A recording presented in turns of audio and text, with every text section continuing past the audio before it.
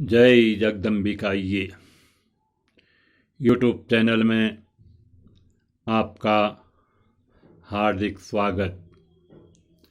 यात्रा में शुभ शकुनों के संबंध में जो विचार है उस संबंध में कुछ संक्षिप्त विचार इस प्रकार है।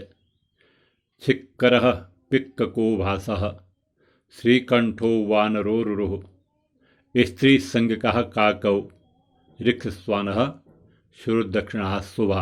अर्थात छिक्कर नामक मृग विशेष, पिक्कक पक्षी विशेष, भास श्रीकंठ वानर, रुरु अर्थात मृग विशेष, स्त्री संज्ञक कौवा, भालू, कुत्ता ये यात्रा समय में दाहिने भाग में दिख पड़े या आ पड़े तो इसे शुभ समझना चाहिए।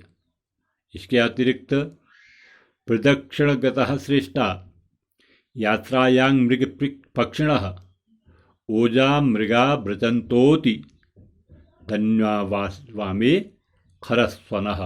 अर्थात यात्रा समय में मृग और पक्षी यदि प्रदक्षिण सामने से दाहिने भाग होकर पीछे की ओर आते हैं या इस प्रकार दिखाई देते हैं तो श्रेष्ठ फल समझना चाहिए। तथा विषम संख्या में 1, 3, 5 इत्यादि ऐसे मृग दिख पड़े और बाएं भाग में गधे का शब्द सुनाई पड़े तो यह भी अत्यंत शुभ फल समझना चाहिए।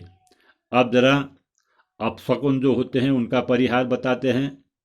आद्येपशकुने स्थित्वा प्राणानेकादश व्रजेत द्वितीय षोडश प्राणास् तृतीय न क्वचित व्रजेत। अर्थात यात्रा समय में अगर प्रथम बार अपशकुन कोई दिखाई पड़े तो रुककर 11 प्राणायाम करना चाहिए, उसके बाद फिर आगे को कदम बढ़ाना चाहिए। अगर इसी समय दूसरा कोई अपशकुन आ जाए तो फिर ठहर कर 16 प्राणायाम करके फिर आगे को चले, और यदि तीसरी बार भी फिर अपशकुन हो जाए तो उस यात्रा को स्थगित कर देना चाहिए, क्योंकि यह श्रेष्ठ नहीं है। जय बजरंग बली।